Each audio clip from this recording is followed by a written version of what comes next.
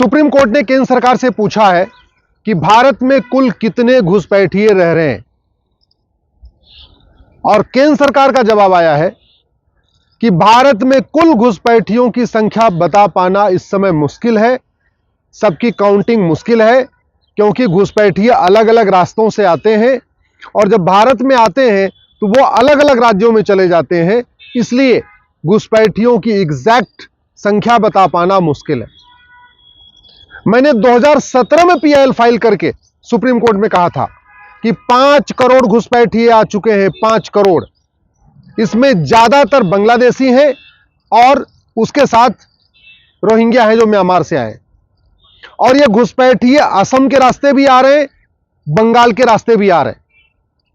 मैंने अपनी याचिका में यह भी कहा था घुसपैठ का मूल कारण घूसखोरी है। घुसपैठिए बॉर्डर पे 2000 रुपए दे के अंदर आते हैं, कॉमन सर्विस सेंटर पे 2000 रुपए दे के आधार बनवा रहे हैं। ये घुसपैठिए जब आधार बन जाता है फिर दलाल को पकड़ते हैं, 2000 रुपए में राशन कार्ड बनवा लेते हैं। जब इनके पास 2 डॉक्यूमेंट हो जाता है फिर ये नगर निगम में जहां बर्थ सर्टिफिकेट बनता है वहां दलाल को पकड़ते हैं, 2000 रुपए में बर्थ सर्टिफिकेट बनवा लेते हैं। जब इनके पास आधार भी हो गया, राशन कार्ड भी हो गया, बर्थ सर्टिफिकेट हो गया, फिर ये आरटीओ ऑफिस जाते हैं, वहां दलाल को पकड़ते हैं और 3 से 4000 रुपए में ड्राइविंग लाइसेंस बनवा लेते हैं। और जब इनके पास 4 डॉक्यूमेंट हो जाता है फिर ये बैंक में खाता खुलवा लेते हैं और भारत के टैक्स पेयर के पैसे से सारी मुफ्त की योजनाओं का लाभ ले रहे। जब इलेक्शन आता है इनके पास ऑलरेडी 4 डॉक्यूमेंट होता है, आधार होता है, इनके पास राशन कार्ड होता है, बर्थ सर्टिफिकेट होता है, ड्राइविंग लाइसेंस होता है, बैंक में खाता होता है। और इलेक्शन के टाइम में जब वोटर लिस्ट रिव्यू की जाती है, नई वोटर लिस्ट बनना शुरू होती है, उसी समय ये अपना वोटर आईडी में नाम जुड़वा लेते हैं। इसलिए ज्यादातर घुसपैठिए तो भारत के वोटर भी बन चुके हैं। मैंने सुप्रीम कोर्ट में यह भी कहा था चूंकि कानून हमारा घटिया है, घुसपैठ के खिलाफ जो हमारा फॉरेनर एक्ट है 1946 का, वो महा घटिया है, वो हाथी के दांत जैसा है, उसमें कोई शक्ति नहीं है। इसलिए अब समय आ गया है कि घुसपैठ को राष्ट्र की सुरक्षा के लिए खतरा घोषित किया जाए।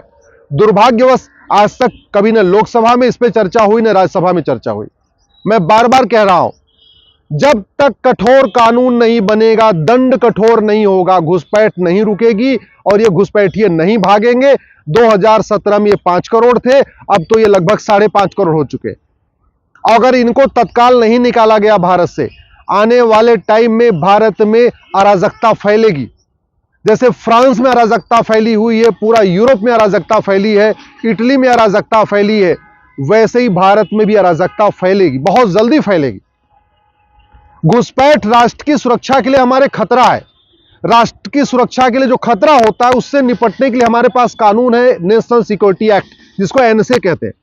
एनएसए लगाने के बाद 1 साल तक जमानत नहीं होती, लेकिन चूंकि घुसपैठ को राष्ट्र की सुरक्षा के लिए खतरा घोषित नहीं किया गया सरकार की तरफ से, इसलिए पुलिस घुसपैठियों के खिलाफ एनएसए नहीं लगा रही। घुसपैठ हमारी एकता अखंडता के लिए बहुत बड़ा खतरा है, और जो एकता अखंडता के लिए खतरा होता है उससे निपटने के लिए हमारे पास यूएपीए कानून है। लेकिन यूएपीए कानून में घुसपैठ को देश की एकता अखंडता के लिए खतरा घोषित नहीं किया गया है, इसलिए पुलिस यूएपीए भी नहीं लगा रही। घुसपैठ एक वेजिंग वॉर है, इनडायरेक्ट वॉर है भारत के खिलाफ। भारत के 9 राज्यों की डेमोग्राफी बदल चुकी है, 200 जिलों की डेमोग्राफी बदल चुकी है, 300 तहसीलों की डेमोग्राफी बदल चुकी है। उसका मूल कारण है धर्मांतरण, घुसपैठ और जनसंख्या विस्फोट। घुसपैठियों के खिलाफ वेजिंग वॉर लगाया नहीं जा रहा है, और पुलिस इसलिए वेजिंग वॉर नहीं लगा रही है क्योंकि पार्लियामेंट में या सरकार के स्तर पे घुसपैठ को वेजिंग वॉर डिक्लेयर नहीं किया गया, इनडायरेक्ट वॉर डिक्लेयर नहीं किया गया, इसलिए पुलिस नहीं लगा रही वेजिंग वॉर। वेजिंग वॉर लगाए उसमें आजीवन कारावास और फांसी की सजा होती है, लेकिन घुसपैठियों के खिलाफ लग ही नहीं रहा। घुसपैठ एक देशद्रोह है। प्लान्ड वे में जो घुसपैठिए आ रहे हैं भारत की डेमोग्राफी बदलने के लिए, यह देशद्रोह है। लेकिन देशद्रोह घोषित नहीं किया गया अवैध घुसपैठ को, इसलिए घुसपैठियों के खिलाफ देशद्रोह की धारा नहीं लग रही है, सेक्शन 124A। कानून तो है लेकिन लग ही नहीं रहा। इसी तरीके से घुसपैठ एक ऑर्गेनाइज क्राइम है। कोई घुसपैठियों को आधार बनवाता है, कोई घुसपैठियों को राशन कार्ड बनवाता है, कोई घुसपैठियों को ड्राइविंग लाइसेंस बनवाता है, कोई घुसपैठियों को बैंक में खाता खुलवाता है, फिर नोटजीवी नेता घुसपैठियों को वोटर आईडी बनवा के देते हैं। वहां पे बॉर्डर पे, असम और बांग्लादेश के बॉर्डर पे वहां पे बैठे हुए माफिया जो घुसपैठियों को बाकायदा अंदर लाने में मदद करते हैं। तो घुसपैठ एक प्लान्ड क्राइम है, एक ऑर्गेनाइज क्राइम है, और ऑर्गेनाइज क्राइम से निपटने के लिए हमारे पास गैंगस्टर एक्ट है। यूपी में गैंगस्टर एक्ट है, गुजरात में गुजकोका है, महाराष्ट्र में मकोका है, कानून है। लेकिन चूंकि ऑर्गेनाइज क्राइम इसको डिक्लेयर नहीं किया गया, इसलिए पुलिस ना गैंगस्टर एक्ट लगाती है, ना गुजकोका लगाती है, ना मकोका लगाती है। और ऑर्गेनाइज क्राइम इसको डिक्लेयर नहीं किया गया, इसलिए घुसपैठियों के 100% प्रॉपर्टी भी नहीं जब्त हो रही। मैं सरकार से निवेदन करता हूं, घुसपैठिए जनसंख्या विस्फोट कर रहे, बहुत तेजी के साथ अपनी संख्या बढ़ा रहे। हर साल उनके यहां एक बच्चा पैदा हो रहा है। अगर अभी भी नहीं निकाला, वैसे तो बहुत देर हो चुकी है, आने वाले टाइम में और देर हो जाएगी। जैसे फ्रांस 3 महीने जला है ना, ऐसे भारत भी जलेगा अगर हमने घुसपैठियों को नहीं निकाला तो। इसलिए सरकार से निवेदन है, सबसे पहले घुसपैठ को राष्ट्र की सुरक्षा के लिए खतरा घोषित करिए, एनएसए लगाने के लिए पुलिस को कहिए। घुसपैठ को देश की एकता अखंडता के लिए खतरा घोषित करिए, और सभी राज्य सरकारों से कहिए वो घुसपैठियों के खिलाफ यूएपीए लगाए। घुसपैठ को इनडायरेक्ट वॉर घोषित करिए, वेजिंग वॉर डिक्लेयर करिए, और सभी राज्य सरकारों से कहिए कि घुसपैठियों के खिलाफ आईपीसी की धारा 121 लगाए, जिसमें आजीवन कारावास की सजा होती है। घुसपैठ को देशद्रोह घोषित करिए, और राज्य सरकारों से कहिए कि घुसपैठ खिलाफ सेक्शन 124A लगाए। घुसपैठ को ऑर्गेनाइज क्राइम डिक्लेयर करिए, सभी राज्य सरकारों से कहिए घुसपैठियों के 100% प्रॉपर्टी जब्त करें। और सभी राज्य सरकारों से कहिए, सुप्रीम कोर्ट से रिक्वेस्ट करिए, हाई कोर्ट से रिक्वेस्ट करिए कि घुसपैठियों का मामला 1 साल के अंदर डिक्लेयर करें। असम में एनआरसी हुई, फेल हो गई, उसका मूल कारण था भ्रष्टाचार।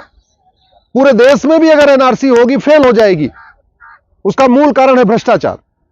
तो घुसपैठ का जो मूल कारण भ्रष्टाचार है, तो घुसपैठियों के मददगारों के खिलाफ भी आपको एनएसए लगाना पड़ेगा, घुसपैठियों के मददगारों के खिलाफ भी यूएपीए लगाना पड़ेगा, देशद्रोह की धारा लगाना पड़ेगा, वेजिंग वॉर लगाना पड़ेगा। घुसपैठियों की जो मदद करते हैं, आधार बनवा के, राशन कार्ड बना के, वोटर आईडी देके, उनके खिलाफ भी गैंगस्टर एक्ट लगाना पड़ेगा, तब घुसपैठ रुकेगी।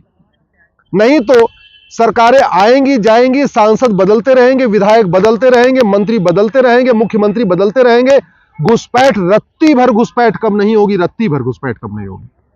मैं माननीय प्रधानमंत्री से निवेदन करता हूं, माननीय गृह मंत्री से निवेदन करता हूं, तत्काल घुसपैठ के मामले पे संसद में चर्चा करें। संसद के वर्तमान सत्र में ही घुसपैठ के ऊपर चर्चा करके घुसपैठियों के खिलाफ NSA, UAPA, waging war, sedition, देशद्रोह और गैंगस्टर एक्ट लगाने के लिए सभी राज्य सरकारों से सीधे सीधे रिटर्न में रिक्वेस्ट करें कि इनके खिलाफ ये 5 कानून की धारा लगाइए। सभी हाई कोर्ट से रिक्वेस्ट करें, सुप्रीम कोर्ट से रिक्वेस्ट करें कि घुसपैठियों के मुकदमों का फैसला 1 साल में करें। बांग्लादेश से बात करें, म्यांमार से बात करें, और जब तक वो घुसपैठिए नहीं जा रहे, तब तक इनको जो बाहर ये फैले हुए हैं, इनको कम से कम डिटेंशन सेंटर में डालें। तत्काल घुसपैठियों का डिटेक्शन जरूरी है, उनको डिटेक्ट करना जरूरी है, उनको डिटेन करना जरूरी है, उनको डिपोर्ट करना जरूरी है। और मेरी पीआईएल 2017 से चल रही है, सभी राज्य सरकारों को सुप्रीम कोर्ट ने नोटिस जारी किया है। दुर्भाग्य यह है, आज तक किसी ने अपना जवाब दाखिल नहीं किया। न तो यूपी में योगी सरकार ने घुसपैठियों पे अपना स्टेटमेंट जवाब दिया, न नीतीश कुमार की सरकार घुसपैठियों के बारे में अपनी राय दे रही है सुप्रीम कोर्ट में, न ममता बनर्जी की सरकार दे रही है, न असम की हेमंत बिस्व सरकार अपना काउंटर फाइल कर रही है, न केंद्र सरकार ने आज तक अपना काउंटर फाइल किया। जबकि ऐसा कोई राज्य नहीं है जहां घुसपैठिए नहीं है, ऐसा कोई जिला नहीं है जहां घुसपैठिए नहीं है। हर जिले में घुसपैठिए, हर राज्य में घुसपैठिए, और सुप्रीम कोर्ट ने सभी राज्य सरकारों को नोटिस जारी किया है घुसपैठियों को डिटेक्ट, डिटेन, डिपोर्ट करने के लिए। लेकिन केंद्र सरकार का गृह मंत्रालय भी जवाब नहीं दे रहा है, दिल्ली पुलिस भी नहीं जवाब दे रही है, न कर्नाटक पुलिस जवाब दे रही है, न असम पुलिस असम सरकार अपना जवाब दे रही है, न बंगाल की सरकार दे रही है अपना जवाब, न बिहार की सरकार है। मैं जनता से निवेदन करता हूं, अगर अपने बच्चों को बचाना है, अपने बच्चों का भविष्य सुरक्षित करना है, तो घुसपैठियों के खिलाफ आवाज उठाइए। और घुसपैठ तभी रुकेगी जब कठोर कानून लागू होगा, नहीं तो घुसपैठ बिल्कुल नहीं बंद होगी और देश बर्बाद हो जाएगा।